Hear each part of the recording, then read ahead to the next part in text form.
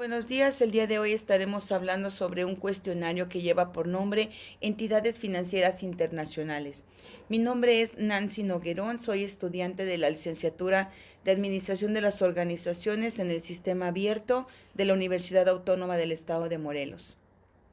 Como número 1, explica cuáles son las funciones de las entidades financieras internacionales. De las funciones del Banco Mundial es ayudar a reducir la pobreza en los países prestatarios. Colabora en el fortalecimiento de las economías y la expansión de los mercados para mejorar la calidad de vida de las personas, especialmente las más pobres de todo el mundo. Entre otras funciones de este Banco Mundial son proporcionar financiamiento, asesoramiento en materia de políticas y asistencia técnica a los gobiernos, y también se centra en el fortalecimiento del sector privado de los países en desarrollo. Sus atribuciones son que trabaja con los países en desarrollo con el fin de reducir la pobreza y aumentar la prosperidad compartida. Trabaja en todas las principales esferas del desarrollo, proporciona una gran variedad de productos financieros y asistencia técnica, y ayuda a los países a enfrentar los desafíos mediante el intercambio del conocimiento de vanguardia y la aplicación de soluciones innovadoras. Las funciones del Fondo Monetario Internacional, conocido con las siglas FMI, es una organización integrada por 184 países.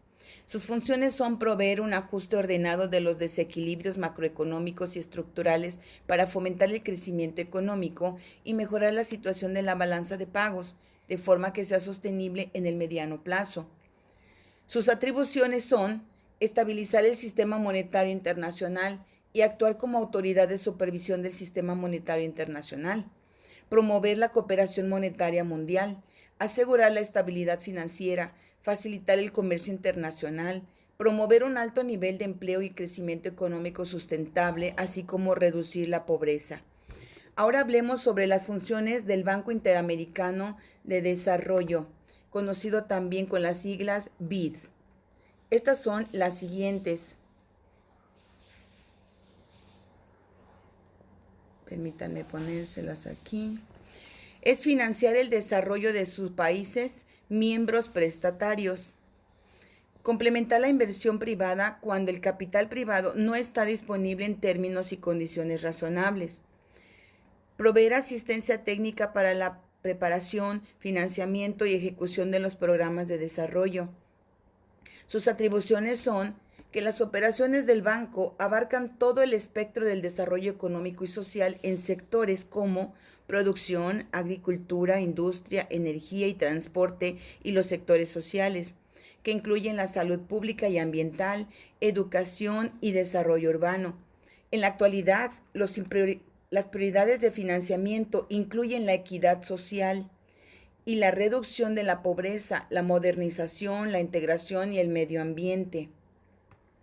Las funciones del Banco de Pagos Internacionales, conocido como BPI o en inglés BIS, es la única institución de banca central a nivel internacional. Estas funciones son servir de foro para la cooperación monetaria internacional, actuar como banco para bancos centrales,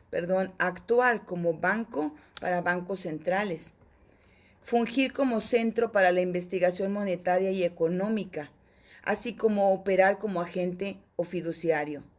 Las atribuciones del Banco de Pagos Internacionales son fortalecer las relaciones con los bancos centrales y las autoridades monetarias de la región y promover su cooperación, mejorar el intercambio de datos e información, así como facilitar la organización de reuniones y seminarios. En la pregunta número 2 dice: explica de qué manera han impactado o impactan las entidades internacionales en México considerando la devaluación de la moneda. Recordemos que una entidad internacional hace referencia a toda organización que se encuentra formada por sujetos de derecho internacional público.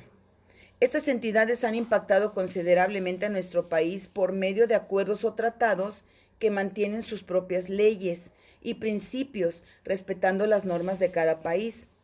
Estas han fomentado el crecimiento económico en México, ya sea por medio de las importaciones y exportaciones, generando una mayor fuente de empleos para combatir el desempleo y la pobreza.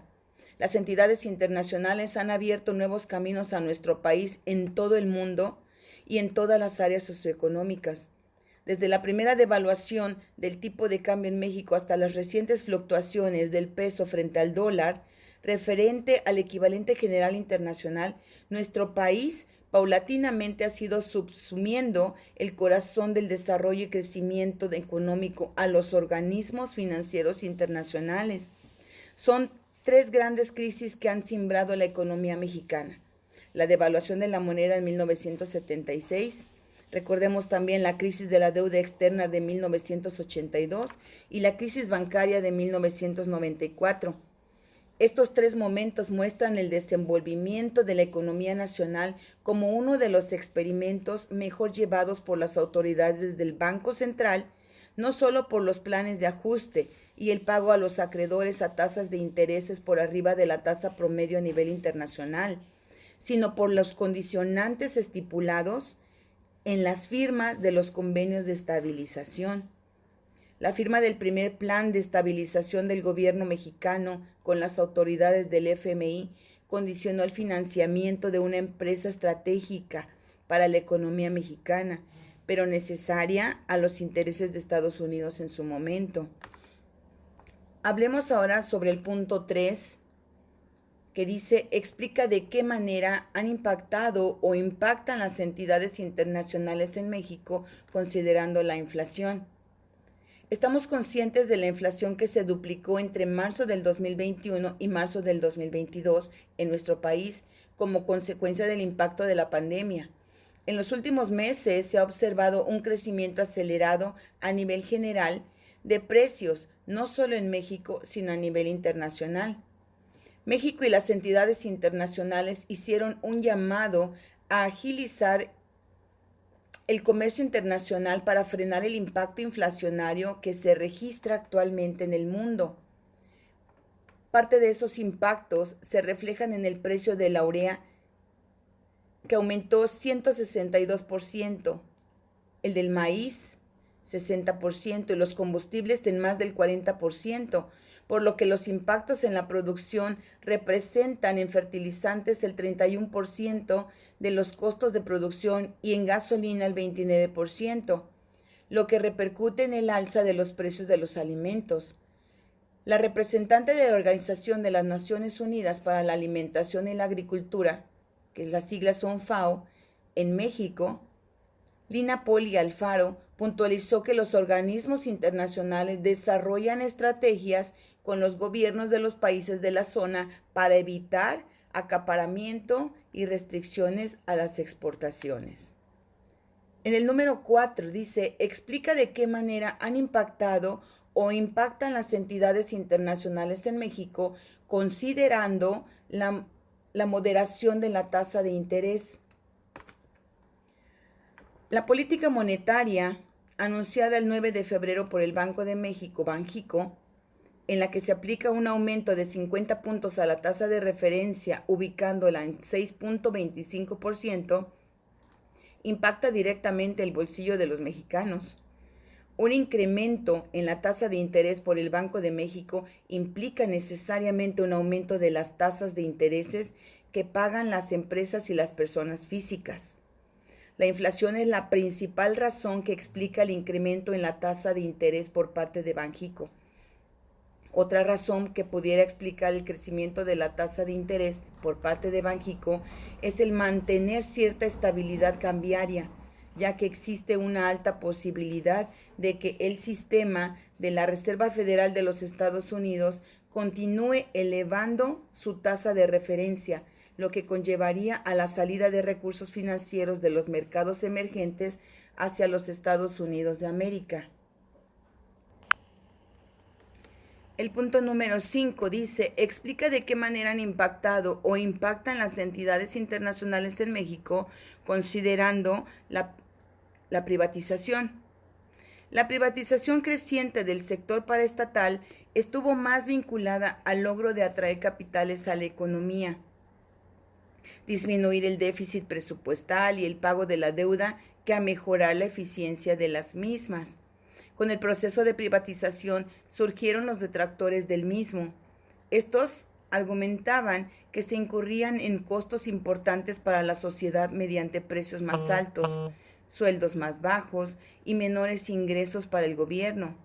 No obstante, existen algunos estudios que mencionan que estos efectos para el caso de México no se dieron y cuando ocurrieron se debió más a la regulación inexistente, a las políticas de reestructuración previas y a la falta de contratos debidamente estructurados, elementos que en su momento dieron por resultado fracasos en algunas privatizaciones, como fue el caso de las carreteras y el sistema bancario.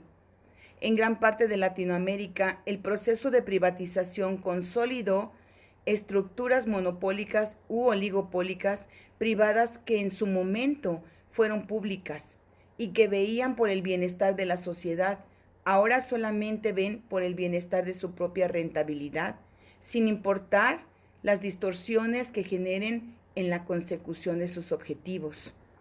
Cabe mencionar que la privatización generalizada de bienes públicos en muchas sociedades está eliminando de forma sistemática la protección de los derechos humanos y marginando aún más a quienes viven en la pobreza. En el punto 6 dice, explica la manera en que la economía mexicana está coaccionada por el contexto económico internacional.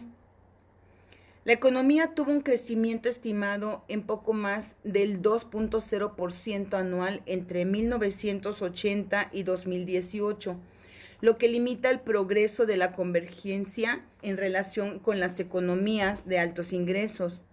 La economía mexicana creció 4.8% en el 2021, luego de una caída de 8.1% al año anterior, debido a la pandemia COVID-19. México se encuentra entre las 15 economías más grandes del mundo y es la segunda economía,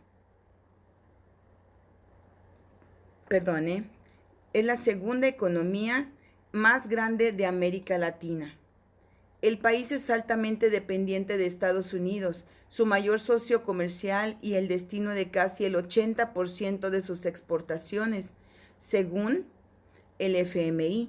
Se estima que el PIB creció en un 6.2% en el 2021, debido principalmente a un aumento significativo de las remesas y a una mejora gradual del mercado laboral que repercutió positivamente en el consumo de los hogares.